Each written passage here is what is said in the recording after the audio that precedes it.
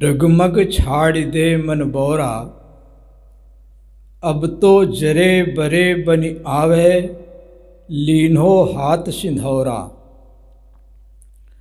होए निशंक मगन होए नाचो, लोभ मोह भ्रम छाड़ो। शूरा कहा मरण ते डर पे, सतीन संचय भाड़ो। लोक लाज कुल की मर्यादा, यह गले की फांसी। आगे चल के पीछे फिरी है, हुई है जग में हांसी।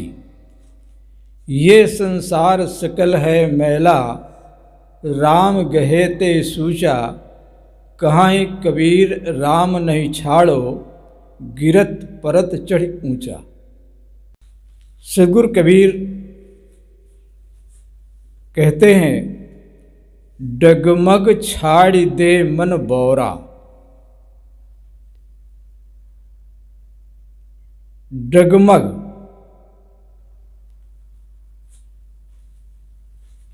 डग कहते हैं कदम रखने को। एक एक डग करके व्यक्ति आगे बढ़ता है। मग कहते हैं रास्ता को। रास्ते पर चलते हुए हम कदम रखते हैं, एक एक कदम आगे बढ़ते हैं। एक अर्थ यह है, और दूसरा अर्थ यह कि डगमग। डगमग कहते हैं अनिस्थिरता को, चंचलता को, ठीक से न चल पाना। बच्चा जन्म लेता है, चलने का कोई सवाल ही नहीं, पड़ा रहता है, लेटा रहता है, फिर बैठने लगता है। बैठने के बाद धीरे धीरे जब बड़ा होता है तो उंगली चल करके उसको चलाया जाता है। जब वो चलने का अभ्यास करता है तो पैर डगमगा जाते, गिर जाता है, फिर उठता है, फिर गिरता है। लेकिन जब और बड़ा हो जाता, अभ्यास हो जाता है तो डगमग नहीं होता है, खूब दौड़ता है। शराबी शराब पी लेता है, अधिक मात्रा में पी लिया, चलता है तो रास्ते में डगमगाता है, इधर उधर कदम पड़ते हैं। देखा होगा शराबियों को जब शराब पी लेते हैं। जब नशा उतर जाता है तो डगमगाता नहीं है। कोई व्यक्ति अत्यंत रुग्ण हो गया, बीमार हो गया, कृष्ण हो गया है, उठता है तो पैर डगमगाते हैं। जब स्वस्थ हो जाता है तो फिर डगमगाता नहीं है। इसी प्रकार हम सभी लोग भक्ति के मार्ग में, मोक्ष के मार्ग में, ज्ञान के मार्ग में, गुरु के मार्ग में चल पड़े और यहाँ डगमग होता है, क्योंकि अनादिकाल अभ्यास है, अध्यास है। विषयों का बाजार संसार में खुला हुआ है। असावधान होने पर मन में चंचलता उत्पन्न होती है, डगमगाहट उत्पन्न होती है, अपने उद्देश्य में निश्चयता नहीं रह जाती। जिस कार्य के लिए, जिस क्षेत्र में हम उतरे हैं, उसको वो लक्ष्य भूल जाता है। डगमग छाड़ दे मन बोरा। साहब कहते ही चंचलता, अनिश्चिरता, जो तुम अपने लक्ष्य की ओर जाने में चंचल हो जाते हो और स्थिर हो जाते हो, ये डगमगाहट छोड़ दो। जो हिमालय से अटल हैं, सत्य से हिलते नहीं, आग पर चलते हुए भी जो चरण जलते नहीं, उन पगों के रचकणों का नाम केवल जिंदगी है। कदम रखकर धर्म पर पद एक जो हिलते नहीं है। आग पर चलते हुए जो चरण जलते नहीं है, आग क्या प्रतिकूलता है, कोई आग पर पैर रखेगा तो जलेगा। हिमालय अटल है, वो तो जड़ है, मनुष्य कैसे निश्चल हो। ये उदाहरण इसलिए दिए जाते हैं हमारे लक्ष्य की ओर पहुंचने के लिए। इसलिए हमारा उद्देश्य जो जिस उद्देश्य से, देखो संसार में एक एक उद्देश्य लोग बना लेते, एक एक लक्ष्य बना लेते हैं। जब लक्ष्य बना लेते फिर डगमगाते नहीं हैं। चांद पर जो लोग पहुँचे वे कोई सैर करते हुए नहीं पहुँचे, और हिमालय की चोटी पर जो झंडा गाड़े हैं तेन सिंह कौन, तो वे ऐसे सैर करते हुए नहीं पहुँच गए। किसान खेती करता है, व्यापारी व्यापार करता है, अगर वो अनिश्चित हो जाए कि होगा कि नहीं होगा, क्या होगा, कैसे पहुँचेंगे, क्या करेंगे, तो कोई कार्य में, किसी क्षेत्र में कोई सफल नहीं हो सकता है। विघ्न आएंगे, बाधाएं आएंगी, नहीं विघ्न बाधाओं को हम स्वयं बुलाने जाते हैं। फिर भी यदि वे आ जाएं तो कभी नहीं घबराते हैं। मेरे पद में तो विपदाएं हैं प्राकृतिक परीक्षाएं, उनसे वही डरे कच्ची हूँ जिनकी शिक्षा दीक्षा है। हमें ऐसे सद्गुरु मिले, ऐसे संत मिले, ऐसा समाज मिला, ऐसा मानव जीवन मिला, और ऐसे मानव जीवन को पा करके फिर भी हम डगमग हो करके कल्याण मार्ग से भटक जाएं तो हमारा बहुत बड़ा दुर्भाग्य है। तो साहब कहते हैं डगमग छाड़ दे मन बौरा, बौरा कहते हैं पागल। कोई व्यक्ति विक्षिप्त हो जाता है और कुछ का कुछ करने लगता है, कुछ का कुछ कहने लगता है, कुछ का कुछ खाने लगता है, तो लोग कहते हैं पागल हो गया, बावरा। तो ये पागल जो है, ये जीव संसार के भोगों में पागल हो गया है, आसक्त हो गया है। तो साहब सचेष्ट करते हैं कि डगमग छाड़ दे मन बौरा, अब तो जरे बरे बनी आवे लीनो हाथ सिंधौरा। प्राचीन काल में, पूरे विश्व में तो नहीं, भारत में बहुत सती प्रथा का प्रचलन रहा है। पति के देहांत के बाद पत्नी को चिता पर रख दिया जाता, जल जाती थी। बहुत कम स्त्रियां होती थीं जो कि स्वेच्छा से सती होना चाहती थी, नहीं ऐसी प्रथा बन गई थी, बहुत कुप्रथा थी, अंग्रेजों ने रोका इसको। तो कितनी स्त्रियां पति के मरने के बाद उनको कोई नशीली चीज़ दे दी जाती थी और चिता जला करके उसको वहाँ बैठा दिया जाता। कहीं वो निकल के भागे न, इसलिए चारों डंडे लेकर के लोग लाठी लेकर खड़े होते थे, डरे नहीं, निकले नहीं, भागे नहीं, कोच कोच करके उसको फिर उसमें भस्म कर दिया था। बड़ी कुप्रथा थी, क्रूर प्रथा थी, धीरे धीरे समाप्त हुई। तो जो स्त्री चिता पर पति के देहांत के बाद बैठती थी वो 16 श्रृंगार कितने होते हैं, सिंदूर जैसे है, तो सिंदूर दान या सारे श्रृंगार करके वो सब उसको लेकर बैठ जाती थी कि अब सिंदूर की आवश्यकता नहीं है। श्रृंगार सिंदूर पति के लिए किया जाता, पति ही नहीं रहा तो सिंदूर दान लेकर बैठ जाती थी, बैठा दिया जाता था, बैठ जाती थी, भस्म हो जाती थी। तो अब तो जरे बरे बनी आवे लीनो हाथ सिंधौरा, उस स्त्री के लिए जल करके मर जाना, खाक हो जाने में ही उसकी कुशलता है। इसी प्रकार याद आता है गोस्वामी तुलसीदास जी का वो दोहा चौपाई, परमारथ पहचान मति लसत विषय लपटानी, निकस चिताते अजृत मानव सती परान। कोई स्त्री सती होने के लिए गई स्वेच्छा से, लेकिन जब चिता जलाई गई, उसकी आँच लगी तो भागी वहाँ से, चिता की आँच सह नहीं पाई। परमारथ पहचान मति लसत विषय लपटान। इसी प्रकार संत मिले, संस्कार जागे, भक्ति के संस्कार जागे, नर हो या नारी, साधक हो या साधिका, संस्कार जागे और भक्ति के मार्ग में, ज्ञान के मार्ग में, सद्गुरु के मार्ग में, वैराग्य के मार्ग में प्रवेश किया। परमार्थ पहचान मति, परमार्थ में लग गए। लेकिन लसत विषय लपटाने, संसार के विषयों में फिर मन ललचाया और उसमें फिर आसक्त हो गए। तो जैसे किसी स्त्री को जाती थी तो लोग मना करते थे, घर ही में रहो सती। सती का मतलब होता सत्य में आरूढ़ रहना, कोई दूसरा पति न करो, घर में ही रह करके साधना करो। तो मानी नहीं, आज जलित होकर भागी। तो गोस्वामी जी कहते हैं परमार्थ पहचान मत लसत विषय लपटान, परमार्थ को पहचाना फिर विषयों में आसक्त हो गए।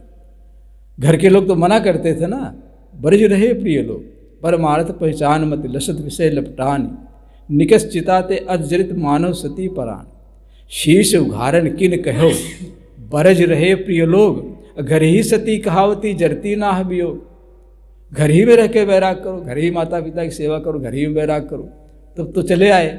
अब यहाँ आकर के फिर संसार की ओर मुड़ रहे हो।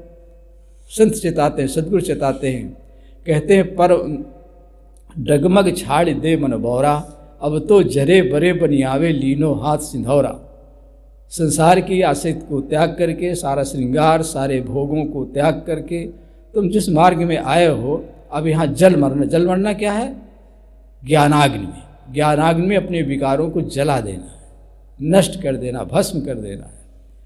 तो साहब कहते हैं कि डगमग छाड़ दे मन बौरा, अब तो जरे बरे बनी आवे लीनो हाथ सिंधौरा। होए निशंक मगन होए नाचो, लोभ मोह भ्रम छाड़ो। होए निशंक मगन होए नाचो, शंका न करो होगा कि नहीं होगा, चाहे खाने का पीने का संसार का व्यवहार है, शंका रहित होकर के करो। जो होना होगा वही होगा, मन में संदेह न करो, शंका न करो। शंकालु व्यक्ति कहते बड़ा शंकालु है, हर बात में शंका करता है, विश्वास नहीं होता ना अपने पर न दूसरे पर। तो साहब कहते होए निशंक मगन होए नाचो।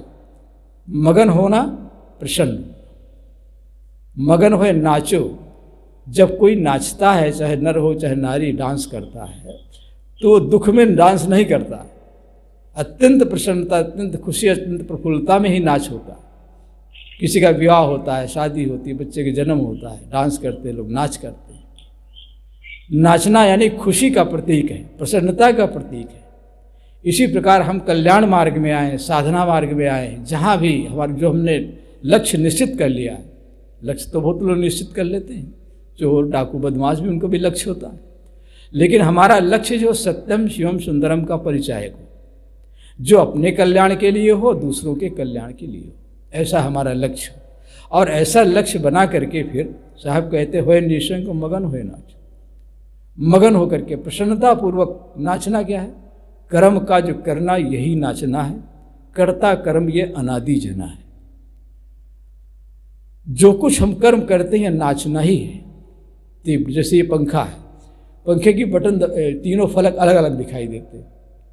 अभी जब बटन दबाते हैं तो पंखा चलने लगता है, कुछ देर अलग दिखाई देते, फिर इतनी तीव्रता जब हो जाती है तो अलग अलग दिखाई नहीं देते, एक दिखाई, ऐसा लगता है कि इसमें तीन फलक नहीं है, एकदम तीव्र हो जाता है।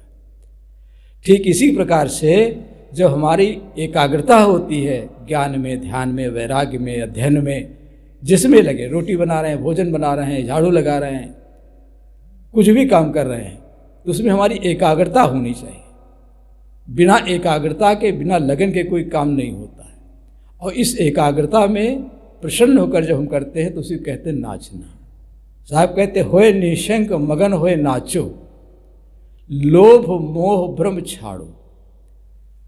लोभ मोह, काम क्रोध लोभ मोह, जितने पद हैं ज्ञान वैराग के, सब में काम क्रोध लोभ मोह ईर्ष्या द्वेष अहंकार, ये बार बार आता है। और इसी से काम बनना है, क्योंकि यही चाहे जहाँ भी रहो यही दुख देता है, चाहे गृहस्थी में रहो चाहे विरक्ति में रहो, जिस मार्ग में रहो। तो साहब कहते हैं लोभ मोह भ्रम छाड़ो, ये कहीं भी आ सकता है। लोभ होता है पदार्थों का और मोह होता है प्राणियों का। पदार्थों का लोभ होता है, जिन पदार्थों का संग्रह करके हम सुख मानते हैं, धन, जमीन, मकान, मठ, जो भी उपलब्ध है या जो प्राप्त करने की हमारी इच्छा होती है, साहब कहते हैं लोभ मोह भ्रम छाड़ो। प्राप्त करने का लोभ होता है, जब लोभ बढ़ जाता है तो तृष्णा हो जाती है, यानी और मिले। जब और मिल जाता है तो व्यक्ति उसी में डूब जाता है। और जिनको मिला, बहुत मिला, ऐसे जिनको बहुत मिला था वे भी त्याग करके वैराग्य मार्ग में आए। कहा जाता है कि भरतिहर जी जब उनको राजकाज से वैराग्य हो गया, कहानी लंबी है, जब वैराग्य हो गया उनको, उनका वैराग्य शतक भी है पढ़ने योग्य, साहब जी उसका व्याख्या भी करते हैं कि ये तो वैराग्य जब भरतहरि जी को हो गया तो जंगल में चले गए। जंगल में घना जंगल था, जंगली रास्ते थे, तो वहाँ एक पेड़ के नीचे बैठे थे, वृक्ष के नीचे।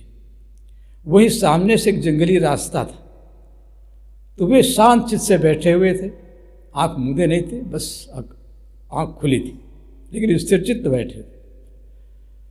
तो उधर उन्होंने देखा कि उस रास्ते पर चोर डाकू बदमाश भी आते जाते हैं, कहीं लुटेरे गए होंगे और उस लूट के सामान में से कोई हीरा, कोई कीमती पदार्थ गिर पड़ा, रास्ते में पड़ा था, चमक रहा था। भरतहरि जी तो पहचानने वाले थे, राजा लोग सब रत्न पहचानते ही थे। देखा ये हीरा पड़ा हुआ, लेकिन उनका मन डगमग नहीं हुआ, उस हीरे को देखकर उनको कोई लोभ नहीं आया।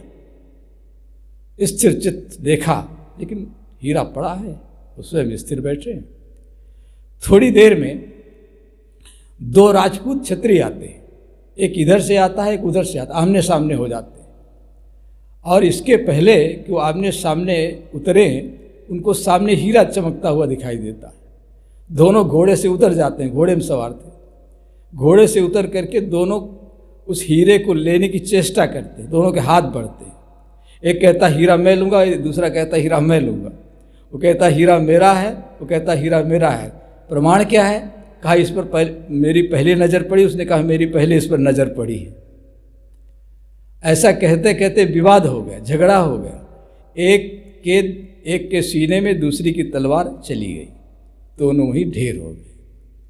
हीरा वहीं पड़ा है, लाशें भी वहीं पड़ी हैं, और भरतहरि जी कैसे कहें कि पहले मेरी भी नज़र इस पर पड़ी थी।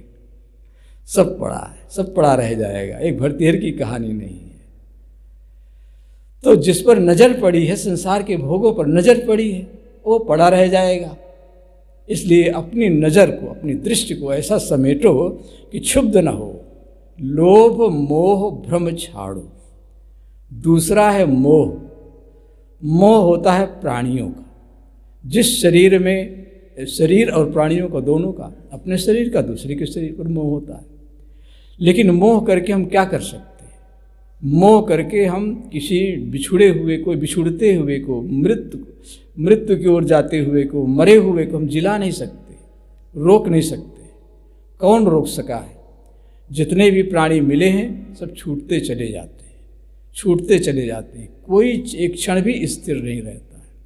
जिसका संयोग होता है उसका वियोग जरूर होता है। इसलिए जो प्राणी हमसे बिछुड़ने वाले हैं, छूटने वाले हैं, उन प्राणियों का हम मोह करके क्या पा सकते हैं? माना तुम हो रूपवान, लाखों में एक मनोहर हो, किंतु ठिकाना क्या उसका जो रूप स्वयं ही नश्वर है। 4 दिनों के ठीक बाद ही रूप छोड़ देता है साथ, भाग खड़ी होती सुंदरता चपल छुड़ाकर अपना हाथ। यह संसार मोह की नगरी है। पीत्वा मोहमयी मदिरा भूतोन्मत्तः जगत। ये संसार मोह की मदिरा पी करके उन्मत्त हो गया है। ख्याल नहीं है, ध्यान नहीं है, विचार नहीं है, मोह में आकंठ डूबा हुआ है। निर्मोहता, सद्गुरु हमें सिखाते हैं कि निर्मोह, न अपने शरीर का न प्राणियों के शरीर। निर्वाह करना पड़ेगा, औषधि करना पड़ेगा, भोजन करना पड़ेगा, व्यवहार लेना पड़ेगा, लेकिन मोह करके हम इसको रख नहीं सकते। इसलिए शरीर और प्राणियों का मोह, ये भी हमारे कल्याण में बाधा है। लोभ मोह भ्रम छाड़ो। भ्रम होता है होगा कि नहीं होगा। रज्जू में सर्प का भ्रम होता है, रस्सी पड़ी है और भ्रम होता है कि सांप है, डर जाते हैं, उचक जाते हैं, तो रस्सी में भ्रम का होता है। कांच में हीरे का भ्रम होता है, पीतल में सोने का भ्रम होता है। साहब कहते हैं कि संसार में पदार्थों में और मनुष्यों के प्रति भ्रम होता है कि हमारा साथ देगा कि नहीं देगा। शरीर के लिए भ्रम होता है। देवी देवता भूत प्रेत चुड़ैल जिन, न मालूम कहाँ कहाँ का भ्रम मनुष्य को समाया हुआ है। जो नहीं है उसके होने का भ्रम होता है। गोस्वामी जी का पद याद आता है, उन्होंने कहा कि हे हरि यह भ्रम की अधिकाई, देखत सुनत कहत समुझत संशय संदेह न जाई। जो जग मृषा ताप त्रय अनुभव होई कहो कही लेखे, कही न जाय मृगवारि सत्य भ्रमते दुख होई विशेखे। सुभग सेज सोवत सपने वारिद बूढ़त भय लागे, कोटिहु नाव न पार पाव सो जबलग आप न जागे। अनविचार रमणीय सदा संसार भयंकर भारी, सम संतोष दया विवेक ते व्यवहारी सुखकारी। तुलसीदास सविधि प्रपंच जग जदपि झूठ सुत गावे, रघुपति भगति साधु संगत बिन को भव त्रास न सावे। हे हरि ये भ्रम की अधिकाई। केवल एक ही संत ने नहीं कहा, सदगुरु कबीर कहते हैं भरम बढ़ा तिहु लोक में, भरम बढ़ा सब ठाव, कहीं कबीर पुकार के तुम बसे भरम के गांव। ऐसो भरम बिगुरचन भारी, भरम हिंडोला झूले सब जग आए। सारा संसार भ्रम के हिंडोले में झूल रहा है, जगह जगह भ्रम। तो गोस्वामी जी कहते हे हरि, हे भगवान, हे गुरु, जैसे हम लोग कहते हैं, हे हरि ये भ्रम की अधिकाई, ये भ्रम की अधिकता के कारण ऐसा हो रहा है। क्या है भ्रम? सबसे बड़ा भ्रम क्या है? देखत सुनत कहत समुझत संशय संदेह न जाई। देखत, हम चारों ओर देख रहे हैं कि संसार से रोज उठ उठ करके लोग विदा हो रहे हैं, लेकिन हम अपने बारे में नहीं सोचते। किम आश्चर्यम, यक्ष ने युधिष्ठिर से यही प्रश्न किया कि संसार में सबसे आश्चर्य की बात क्या है? उन्होंने कहा था अहन्य हनि भूतानि गच्छन्ति यमालयम, शेषा स्थावर मिच्छन्ति किमाश्चर्यम मतः परम। अन्य भूत प्राणियों को, समस्त जीवों को शरीर छोड़ छोड़ करके हम रोज संसार से विदा होते देख रहे हैं, फिर भी हम अपने बारे में नहीं सोचते हमारा शरीर भी एक दिन संसार में नहीं रहेगा। इससे बढ़ करके और आश्चर्य क्या होगा?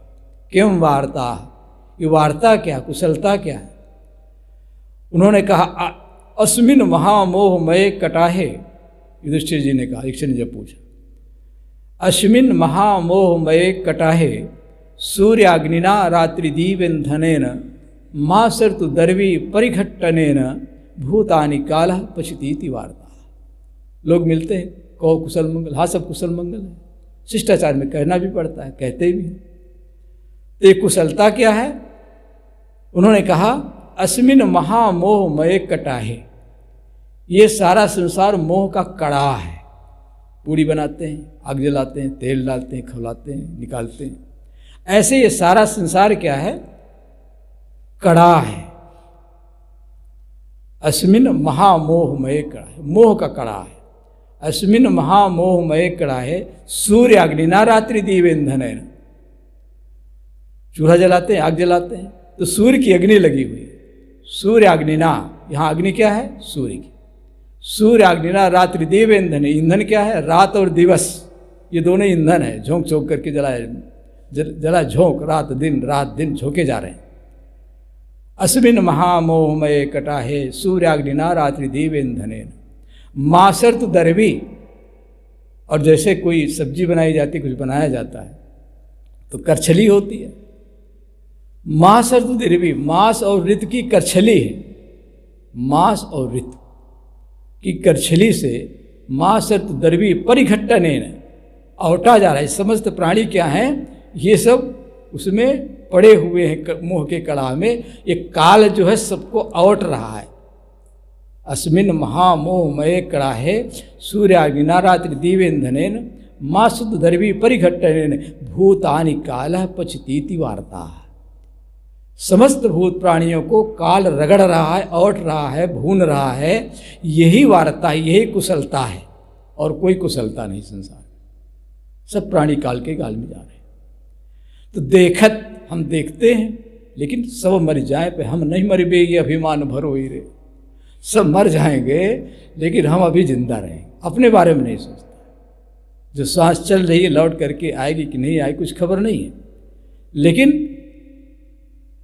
आगे के लिए मनुष्य परेशान है। व्यवस्था करनी पड़ती है, सबको करनी पड़ती है, आश्रम में हो कहीं भी हो, लेकिन निश्चिंत रहो, जब जो होना होगा वो होगा, उसको आप रोक नहीं सकते। तो देखत सुनत, और सुनते भी हैं, संतों की बाणी सुनते हैं, पढ़ते भी हैं।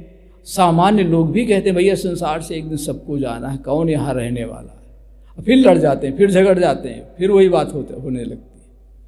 तो हम सुनते भी हैं, ज्ञान की चर्चा सुनते भी हैं, सुन भी रहे हैं, फिर भी हमारा भ्रम नहीं टूट रहा है। देखत सुनत कहत, और ज्ञान की चर्चा कहते भी हैं, केवल सुनते ही नहीं, देखते ही नहीं, उसकी चर्चा हम कहते भी हैं। सत्य बोलना चाहिए, झूठ नहीं बोलना चाहिए, कहते हैं।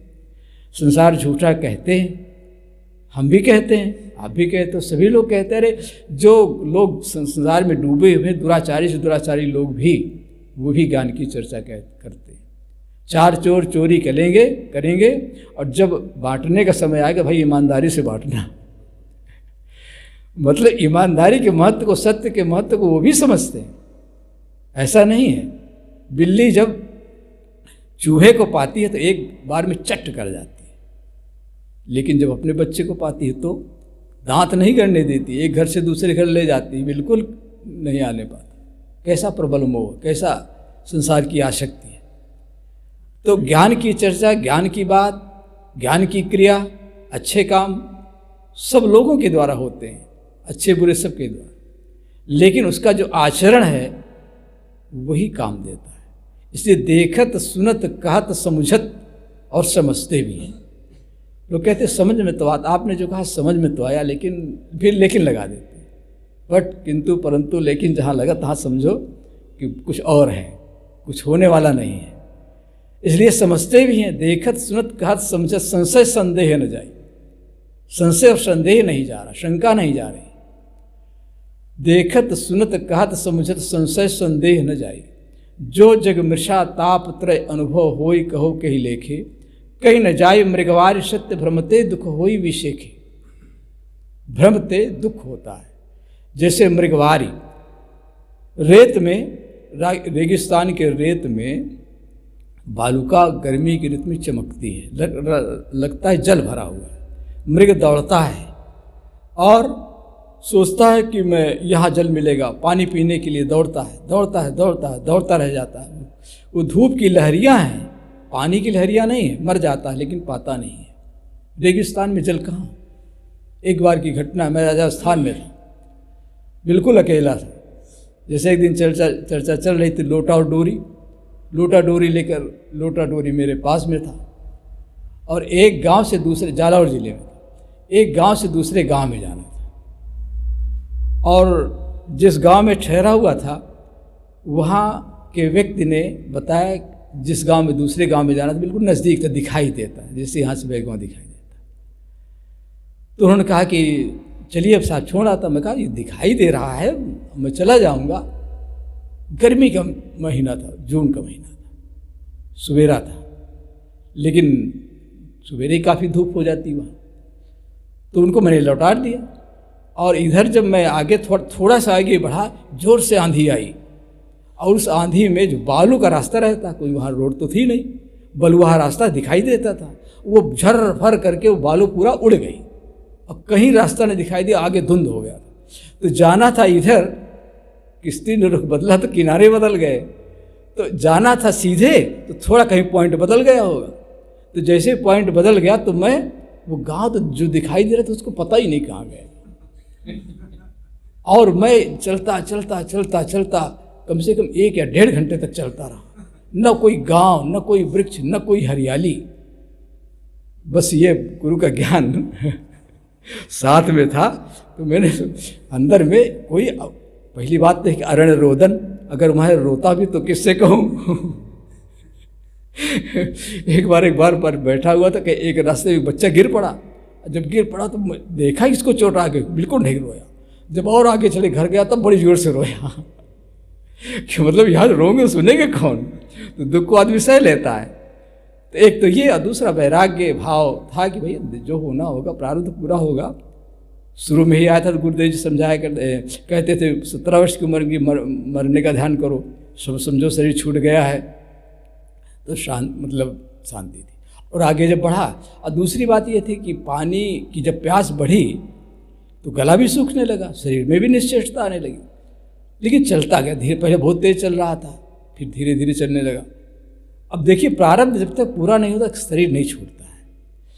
तो थोड़ी देर और आगे गया तो एक झुरमुट, हरा हरा झुरमुट दिखाई दिया वृक्षों का। वहाँ जा कर के मैं देखा कि एक बड़ा कुआं है, और कुएं में जब ऐसे झांक करके देखा तो वहाँ जल ही नहीं दिखाई देता, तो वहाँ बहुत गहराई में पानी होता है। डोरी लोटा तो था साथ में, तो लोटा को डोरी में बांधा, और जब उसमें डाला तो वहाँ पहुँचे ही नहीं, वहाँ नीचे तक इतनी बड़ी डोरी ही नहीं थी। फिर जो कपड़ा लंगोटी, उसमें लंगोटा पहनता, भेज नहीं हुआ, तो केवल लंगोटा पहने रहा, और कपड़ा ये निकाल करके और इसको बांधा, फिर भी डोरी न पहुँचे, सब छोड़ करके रख दिया। और वही किनारे में आसन, ऐसे आँख मूंद करके जैसे ध्यान में बैठते हैं वैसे ध्यान में शांत चित्त से बैठ गया। शरीर भी निश्चेष्ट हो गया था, मन में भी कोई कपाहट नहीं थी। इतना मुझे याद है कि मैं कोई डर नहीं रहा था, तो शांत चित्त से बैठ गया निश्चेष्ट। आँख मूंद लिया, थोड़ी देर खट्ट से हुआ, जब खट्ट से हुआ तो मैंने आँख खोली, तो एक किसान, जो वहाँ कुछ खेत होते, वो एक किसान डोरा झाबे में रोटियां सब्जी जैसे किसान लोग ले जाते हैं काम करने के लिए, बड़ी बाल्टी खूब बड़ा रस्सा लेकर आया था, और वो सामने रखा। देखा तो पूछा, तुमसे आवाज़ ही नहीं निकल रही थी। तो मैंने पानी पीने के लिए कहा, पानी के लिए, तो उसने अपना रस्सा उसमें डाला, पानी निकाला, और मैं पानी के लिए मैं कहा पानी पिला, तो उसने रोका, कहते बहुत चल करके जाओ, तुरंत पानी नहीं पीना चाहिए। तो उसने वो झाबा रखा, और उसमें बाजरे की रोटियाँ थी, बड़ी बड़ी मोटी मोटी बनाते। तो मैंने ऐसा संकेत किया, छोटा सा टुकड़ा, मैंने कहा तो रोटी का एक छोटा टुकड़ा दिया। तो मैं धीरे धीरे खाया, और खाने के बाद फिर पानी पिया। जब पानी पिया तो शरीर में चेष्टा आई। तो तब उसने पूछा, धीरे धीरे बोला, कहाँ जाना था? कहे हमारा तो बहुत दूर छूट गया है। फिर कहाँ आपको जाना था? फिर जिस गांव का नाम बताया था रानीवाड़ा, तो वहाँ जाना था। तो वहाँ जाना था, कहे वहाँ के लिए तो महाराज बस मिलेगी। तो वो मुझे कहे चलिए आपको बस में बैठा देता हूँ। अपनी पूरी कहानी उसको पूरा नहीं बताया, उसने कहा मैं आपको बैठा दूँगा। बस में बैठा दिया, वहाँ पहुँच गया। कहने का मतलब ये है कि जब तक प्रारब्ध पूरा नहीं हुआ है तब तक शरीर नहीं छूट सकता। कितनी आपत्तियाँ विपत्तियाँ आती, कई बार ट्रक आ जाता सामने से, कई बीमारियाँ आ जाती हैं। तो जब प्रारब्ध पूरा हो जाएगा तो शरीर छूट जाएगा, या जो भी होना होगा हो जाएगा, इसलिए भ्रम करने की आवश्यकता नहीं है। लोभ मोह भ्रम छाड़ो, शूरा कहा मरण ते डर पे सतीन संचय भाड़ो। शूरा कहा मरण ते डर पे सतीन संचय भाड़ो। शूरा कहा मरण ते डर पे। शूरवीर योद्धा जब जाता है युद्ध करने के लिए, सैनिक युद्ध करने के लिए जाते हैं, तो ये नहीं शंका रहती, ये भ्रम नहीं रहता कि मरेंगे कि मारेंगे। निशंक होकर के वो लड़ते हैं। शूरा कहाँ मरते, मरने से नहीं डरते। मरने से डरते तो फिर वो युद्ध क्षेत्र में जाएगा ही नहीं। तो इसी प्रकार इस कल्याण के मार्ग में शूरवीर कौन है? स्वामी शंकराचार्य ने कहा, शूरान महासूर तमोस्ति कोवा मनोज वाणेर व्यथितो नयस्तु। सूरों में शूर कौन है? जो मनोज, मन से उत्पन्न यानी काम वासना से, काम विकारों में ग्रस्त नहीं होता। सबसे बड़ा विकार, सबसे बड़ा सुख माना गया है काम, और उस काम को जो जीत लेता है, साहब ने कहा कि मन के हारे हार है, मन के जीते जीत, कहीं कबीर गुर पाइए मन ही के प्रतीत। जो मन को वश में कर लेता वही सूरवीर है। सूरा कहा मरण ते डर पे। सूरवीर जैसे मरने से नहीं डरता, ऐसे यहाँ भी है। सती लहर घड़ी एक है, शूर लहर घड़ी चार, साधु लहरी है जन्म भर, मरे विचारी विचारी। सती स्त्री को है थोड़ा सा धैर्य रखना है, जल मरेगी, बहुत देर नहीं लगेगी, बहुत दिन नहीं लगेगी। शूरवीर है कुछ घंटे कुछ समय मरेगा या मारेगा, लेकिन साधु लहरी है जन्म भर, मरे विचार विचार। लेकिन साधु को जब तक अंतिम श्वास नहीं टूट जाती है तब तक मन और माया से युद्ध करना है। मन माया सामने है। वही कहते हैं कि कोई संत के सामने कोई नर्तकी रहती थी, युवावस्था थी संत की, उसकी भी युवावस्था थी। कोई व्यक्ति कैसा भी हो लेकिन परमार्थ के प्रति, धर्म के प्रति, संतों के प्रति श्रद्धा रखता ही है। वो कुटिया पर आती और संत से पूछती कि आप सच्चे संत हैं? तो संत कहते कह नहीं सकता। तो अधेड़ हो गई, वो भी संत अधेड़ हो गए, वो भी अधेड़ हो गए। यही उसका एक ही प्रश्न रहता कि आप सच्चे संत, और संत का यही उत्तर रहता कि कह नहीं सकता। वृद्धावस्था आ गई, मृत शैया पर संत पड़े थे, अंतिम श्वास। बुढ़िया भी, नर्तकी भी, डंडा टेकती हुई बूढ़ी हो गई थी, पहुंच गई, लोग भीड़ इकट्ठी हो गई थी। उसने कहा संत जी, मैं जीवन भर आपसे प्रश्न करती रह गई कि आप सच्चे संत हो कि नहीं, आपने कभी उत्तर नहीं दिया। अब तो संसार से विदा हो रहे, अब तो मुझे बताओ। उन्होंने कहा कि मैं सच्चा संत हूँ। कहा पहले क्यों नहीं पता? क्या पहले धोखा था, पहले से भुलावन बन है संसार, भवाटवी है संसार, जंगल में भटकने के अनेक रास्ते हैं पदे पदे। तो शिवरा कहा मरण ते डर पे, जो सूरवीर है, साधक है, निकल पड़ा इस क्षेत्र में, तो वो फिर संसार के भोगों में आसक्त नहीं होता। शूरा कहा मरण ते डर पे, सती न संचय भाड़ो। भाड़ो कहते बर्तन को, भाड़ा को। ऐसे शरीर भी एक भाड़ा है, बर्तन है, पात्र है, और इस पात्र में क्या रखा हुआ है? प्राण, जीव इस पात्र में, इस शरीर रूपी पात्र में रहता है। उसके रखने की जगह है, फूल रहन की टोकरी। तो सूरा कहा मरण ते डर पे, सती न संचय भाड़ो। जैसे सती स्त्री जो जाती है चिता पर, उसके शरीर की परवाह नहीं करती, ऐसे यहाँ भी हमें सती न संचय भाड़ो। हमें अपने शरीर और संसार में जो प्राप्त है, जहाँ हम रह रहे हैं, जिसका आधार हम माने संसार में अनेक प्राणी पदार्थों का, उसका मोह न करें। शूरा कहा मरण ते डर पे, सती न संचय भाड़ो। लोक लाज कुल की मर्यादा, यह गले की फांसी। लोक लाज कुल की मर्यादा, यह गले की फांसी। साधना के मार्ग में क्या बाधा है? लोक लाज कुल की मर्यादा। फांसी का मतलब विघ्न डालने वाला, मौत देने वाला, नष्ट करने वाला। ये क्या है? लोक लाज कुल की मर्यादा।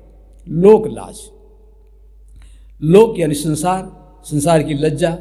देखो साधु होने चले हैं, या घर में खाने का नहीं हुआ होगा, औरत मर गई होगी तो साधु हो गए हैं, या किसी कारण से साधु हो गए हैं, तो लोग अनेक प्रकार की बोली बोलते हैं, अनेक प्रकार के शब्द कहते हैं। जो साधु के महत्व को नहीं जानता, कुछ का कुछ कहता रहता है।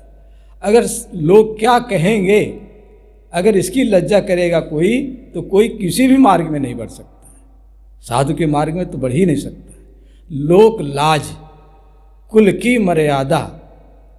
कुल की मर्यादा, ब्राह्मण हूँ, क्षत्रिय हूँ, अमुक उच्च जाति का हूँ। मैं कुसुम्भी एक गांव में था, तो एक रास्ते से गुजर रहा था, सामने कोई रहे होंगे और समझ गया कि पूछे कि महाराज अब कौन दूध है? यहाँ दूध कहते हैं कौन जात है। तो मैं जान गया कि पंडित है, ब्राह्मण है, तिलक लगाया था। कहा कौन दूध है महाराज? तो मैंने कहा कि माँ का दूध पी करके तो सबका पालन पोषण होता है, गाय का दूध होता है, भैंस का, बकरी का, और कौन दूध आप पूछ रहे हैं? ऐसे उनके उत्तर का सही उत्तर न दे करके ऐसे कहा महाराज कौन पंथ का माना? तो कहा कबीर। अरे महाराज जाओ फिर। हम कहने का अर्थ यह है कि लोक लाज कुल की मर्यादा, यह गले की फांसी। और यहाँ आकर के फिर जात पात के लिए हम बैठे रहेंगे तो कैसे काम बने? इसलिए जाति पात जो है ये कुल खोए कुल उपजे, कुल राखे कुल जाए, राम निकुल कुल भेटिया, सब कुल गया बिलाए। कुल खोए कुल उपजे।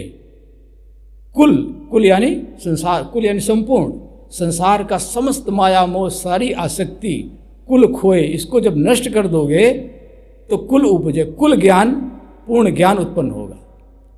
कुल खोए कुल उपजे, कुल राखे कुल जाए। अगर कुल को रखोगे, संसार के भोगों को रखोगे, जात पात का अहंकार रखोगे, तो कुल जाए, सब ज्ञान वैराग चला जाए। कुल राखे कुल जाए, राम निकुल कुल भेटिया। राम के कुल का है, राम यानी चेतन राम, उसका कोई कुल है, कोई जाति है, कोई वर्ण है। नहीं वके जाति नहीं वके पाती, कहीं कबीरवा के दिवस न राती। तो राम निकुल कुल भेटिया, जब राम का दर्शन हो गया, राम का साक्षात्कार हो गया, राम का बोध हो गया कि आत्मा ही राम है, मैं ही राम स्वरूप हूँ, तब सब कुल गया विलय।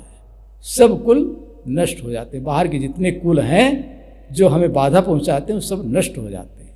इस पर याद आती है, यहीं के संत थे सदगुरु श्री निर्द्वंद साहिब जी के गुरु भाई थे, नाम था सुचित साहब। तो सुचित साहब ठाकुर घर के थे, ठाकुर छत्री जिसे कहते हैं, छत्री घर का शरीर था उनका। तो एक बार जमात सब संत लोग बैठे थे और कुछ लोग काम धाम कर रहे थे। तो तपसी साहब, यानी साहब के गुरु, तो तपसी साहब बैठे थे आसन जमा करके। वो तो आसन जमा के बैठते ही थे, सब लोग जो लोग जानते हैं, बहुत स्थिर आसन बैठते थे, बहुत एकदम गंभीर लगता मूर्ति बैठी हुई बैठे थे। और उधर सुचित साहब से एक साधु झगड़ा हो जाता है करने धरने में।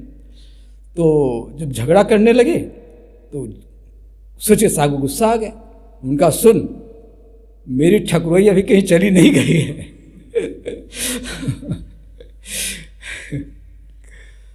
तो साहब उठाए डंडा रखते थे, डंडा उठाए और उनके मुख की ओर ऐसे बंदूक की तरह ताने। अब भाई गुरु से सब लोग डरते हैं, चाहे जितना ठाकुर हो। तो सुचित साहब को तपसी साहब डंडा लेकर के ऐसे मुख के पास के बोल, ठाकुर के साधु। और वो पीछे हटते जाके बोल ठाकुर के साधु मोक्ष के लिए आया कि कल्याण के लिए?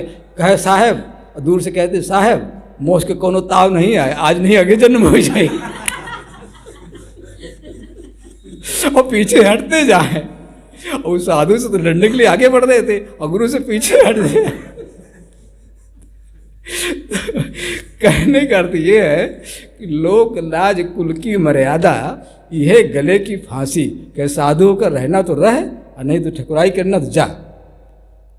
कहने का मतलब गुरु हमें समझाते हैं ठकुराई करना है और कोई महंती करना है, गद्दी करना है, ठीक हो, मर्यादा के अनुसार ठीक है, लेकिन उसका अहंकार यदि करना है तो इस मार्ग में कोई रह नहीं सकता है। लोक लाज कुल की मर्यादा, यह गले की फांसी। आगे चल के पीछे फिरिए हुई है जग में हंसी। आप लोगों के जीवन में, हम लोगों के जीवन में बहुत से लोग, बहुत साधक भक्त आए, भक्ति के मार्ग में लगे, वैराग के मार्ग में लगे, लेकिन कुछ दिनों बाद वैराग ठंडा हो गया, संसार में चले गए। संसार में जाना कोई अच्छी बात है, घर में रहो तो भक्ति कर, ना तर कर वैराग, वैरागी बंधन करे ताकर बड़ो अभाव। कुछ लोग बीच में ही रह गए, मतलब न इधर भक्त न साधु, और बीच में ही कुछ गड़बड़ सड़बड़ करते रहे साधुता के विरुद्ध, वो ठीक नहीं है। तो इसलिए साहब कहते हैं लोक लाज कुल की मर्यादा, यह गले की फांसी। आगे चल के पीछे फिरिए हुई हैं जग में हंसी। फिर हंसी वाला काम न हो। हंसी यानी हम जिस मार्ग में बढ़ रहे हैं उससे पीछे न हटें। आगे चल के पीछे फिरिए हुई हैं जग में हंसी। ये संसार सकल है मैला। मैला कहते हैं गंदगी को, जो सबसे अधिक मैला होता है, जिससे गंदा और कुछ भी नहीं होता। ये सारा संसार ही मैला है। जाहि देह माहि तू अनेक सुख मानी रहो, ताहि में विचारी देख कौन बात भली है। मेद मज्जा मांस रग रग में रकत भरो, पेटहूँ पिटारी तामे ठोर ठोर मली है। हाड़न के मुख भरो हाड़न के नैन नाक, हाथ पाँव सो सब हाड़न की नली है। सुंदर कहत याहि देख जन भूलो कोई, भीतर भगार भरो ऊपर तो कली है। शरीर जो है अशुचि का भंडार है, जहाँ जाओ वहाँ गंदगी गंदगी गंदगी। गंदगी से घबरा करके कोई व्यक्ति कहीं शहर में गया वहाँ भी गंदगी, फिर जंगल में गया वहाँ भी गंदगी, और पानी में गया वहाँ मुर्दा पड़ गया गंदगी। तो उसने सोचा सारा संसार गंदगी घर है, जल करके मर जाऊँ। लकड़ियाँ चुनने लगा मरने के लिए, चिता बनाने लगा। तो वनवासी इकट्ठे हो गए, कहे भाई क्या कर रहे हो? कहे गंदगी से घबरा गया हूँ, मरने जा रहा हूँ। कहे यहीं जलोगे, यहीं मरोगे, यहीं दुर्गंधी फैलाओगे। कहा यार मरने के बाद भी गंदगी? तो जहाँ आया था, जहाँ से आया था वहीं फिर लौट गए। तो कहने का अर्थ है कि हम जहाँ हैं सारा संसार गंदगी का तो घर है ही। गुल शोर बबूला आग हवा, सब पानी कीचड़ मिट्टी है। हम देख चुके इस दुनिया को, सब धोखे की सी टट्टी है। यही सब संसार में है। गुल शोर, शोर गुल, बबूला आग, आग पानी मिट्टी हवा, इन्हीं सब का सम्मिश्रण तो संसार है, जड़ संसार। तो यहाँ हम सुख मानते हैं, सुख नहीं मिलने वाला, ये सारा संसार मैला है। उदाहरण याद आता है कि कहा जाता है कि स्वर्ग में लोग जाते हैं, पुण्य करते हैं तो स्वर्ग जाते हैं। पुण्य इसीलिए किया जाता है, यज्ञ इसीलिए किए जाते हैं कि स्वर्ग मिले। और क्षीणे पुण्य मृत्यु रोके वसंती, जब पुण्य क्षीण हो जाते हैं तो स्वर्ग से फिर नरक में यानी धरती पर आना पड़ता है। तो ऐसे स्वर्ग में रहने वाले जो देवता हैं, जो भी हों, जो कल्पना की गई काल्पनिक उदाहरण है, कहते स्वर्ग खाली हो रहा था क्योंकि पुण्य पूरा हो गया, सब खाली हो रहा था, बहुत कम स्वर्ग मतलब खाली होने वाला था। तो विष्णु जी ने नारद जी से कहा कि नारद देखो, जाओ और धरती पर लोग पुण्य करते हैं स्वर्ग आने के लिए, तुम जाओ और स्वर्ग ले आओ। कोई पुण्य किया हो या न किया हो, जो लोग आना चाहें स्वर्ग आ सकते हैं, हमें अपना कोटा पूरा करना, स्वर्ग को भरना। तो नारद जी धरती पर आए, और जब धरती पर आए तो सबसे पहले उन्होंने वो किसके पास गए? बूढ़ों के पास। बूढ़ा दुखी होता है, जर्जर होता है, बीमारियां होती हैं, तो बूढ़ों के पास गए, कहा स्वर्ग चलो। विष्णु जी ने बुलाया, भगवान ने बुलाया है। लोग कहते नहीं, जब दुख होता तो कहते अब तो मर जाना अच्छा। तो बूढ़े लोगों के पास गए, बूढ़ों ने कहा कि अभी हम नहीं रहेंगे तो बच्चवा जो है अभी थोड़ा और बड़े हो जाएं, विवाह हो जाए, पोता का मुँह देख ले ही। तो बूढ़ा कोई, जहाँ जहाँ बूढ़ों के पास गए कोई बूढ़ा तैयार नहीं। तो जवानों के पास गए, जवानों से पूछा स्वर्ग चलो। कहे स्वर्ग, स्वर्ग में क्या मिलता है? अप्सर आए। अरे कहे हमें यही अप्सर आए मिलने, यहाँ सब भोग हैं, इसको छोड़ करके प्रत्यक्ष को हम स्वर्ग जाएंगे। जवान भी तैयार नहीं हुए। एक जगह बच्चे कुछ खेल रहे थे धूल में, कहा बूढ़े जा नहीं रहे, जवान जा रहे हैं, चलो बच्चों के पास चलें, इनको समझाएं। तो बच्चों को जो कुछ समझाना चाहे तो बच्चे धूल उठाए और नारद जी के मुख में झोंक दिए, भागे वहाँ से। कहीं मनुष्य में बच्चे बूढ़े जवान कोई नहीं जाना चाहता। तो उनके दिमाग में आया संसार में अब किसकी कितने प्राणी 84 खाने के, तो सबसे गंदा प्राणी कौन होता? सुअर, सूकर। उसके पास गए, सूकर को समझाया, तो सूकर को बहुत समझाया तो समझ में आ गया। तो सूकर कहते, सूकर को ले करके विष्णु जी नारद जी विष्णु लोक पहुँचे। और रात्रि हो गई थी, तो एक के कक्ष में अपना सो गए वो, और एक में कहीं उसको बांध दिया होगा। सवेरा हुआ, विष्णु जी ने कहा नारद जी कैसे आए? कहे भगवान मनुष्य तो कोई आना नहीं चाहता है, बच्चे बूढ़े जवान कोई, और संसार में किस किस प्राणी के पास में कहाँ कहाँ भटकता। तो एक प्राणी ले आया हूँ, और उसको कहा कहाँ प्राणी, उसको निकाला तो गुरु गुरु गुरु कर रहा था इधर उधर, यहाँ वहाँ वहाँ। तो वो सूकर ने पूछा कहाँ है, मतलब सवेरे का ब्रेकफास्ट सुअर जो सवेरे उठ के खाता है। तो जब उसने उसका नाम लिया तो विष्णु जी ने कहा छी छी छी छी, तू कहाँ से ये ले आया? देख इसको, डाल नीचे, यहाँ स्वर्ग में ऐसी चीज। तो कहते हैं नारद जी ने धक्का दिया उसको, और जब धरती पर उतरा तो उसके अपना प्रिय आहार पा करके बहुत प्रसन्न हो गया। ये संसार सकल है मैला, राम गहे ते सूझा। ये संसार सारा मैला है। संसार के जितने भोग हैं सब गंदगी से भरे, मैल से भरे हैं। संसार के समस्त भोग ही नहीं, मन के सारे विकार वे सब मैला है। साहब कहते हैं मन में जो गंदगी हो किसी मैले से कम नहीं है। बाहर का मैला आप जैसे धो देते हैं, साफ कर देते हैं रोज उठ करके, हर आदमी अपनी गंदगी को रोज धोता है। इसी प्रकार से हमने अपने मन की गंदगी को दूर करना। मन ही संसार है, बाहर की गंदगी तो रहेगी, उसको मिटा नहीं सकते। मन की गंदगी को मिटाना है। ये संसार सकल है मैला, मन का संसार। ये संसार सकल है मैला, राम कहे ते सूचा। इस गंदगी से हट करके, इस गंदगी को दूर करके, निवृत्त करके राम कहे ते सूचा। पवित्र हम कैसे हो सकते हैं? शरीर पवित्र नहीं हो सकता, संसार को हम पवित्र नहीं कर सकते, शुद्ध नहीं कर सकते, लेकिन अपने मन को पवित्र करने के लिए हमें पूरा अधिकार है। राम कहे ते सूचा। जो राम की शरण में जाएगा, आत्मा राम में रमण करेगा। रमनते युग्न अश्मन इति रामा, जिसमें योगी जन रमण करते हैं उसी को राम कहते हैं। राम रस। अयोध्या में गया जब छोटी छावनी गुरु जी के साथ भोजन करना हुआ तो नमक कम, तो मैंने कहा नमक ले आओ। कहे नमक मत कहना, राम रस कहो। राम रस, राम तड़ाका, राम लड्डू। जब रोटी फेरते रोटी राम, भात राम, चावल राम, इतना राम, इतना प्यारा राम है, हैं? राम है राम। तो साहब कहते हैं राम कहे ते शूचा, कहाँ कबीर राम नहीं छाड़ो गिरत परत चढ़ूता। इसलिए राम को नहीं छोड़ना, आत्मा राम को नहीं छोड़ना है, और गिरत परत चढ़ी ऊंचा। हाँ, इस राम के मार्ग में, राम में रमने के लिए कल्याण मार्ग में बाधाएं आएंगी। गिरत परत चढ़ी ऊंचा, ऊंचा कहते हैं श्रेष्ठ पद, श्रेष्ठ आत्मपद है, ज्ञान पद है, गुरु का पद है। और इस पद में आसीन होने के लिए जो हम डगमग करते हैं, डगमगाहट होती है, उस डगमगाहट को छोड़ें और चलते फिरते जो भूल हो जाए भूल मिटे, गुर मिले पारखी, पारख दें लखाई, कहीं कबीर भूल की औसत, पारख सबकी भाई। पारख करते रहें, परीक्षण करते रहें और कल्याण मार्ग में आगे बढ़ते रहें। देव की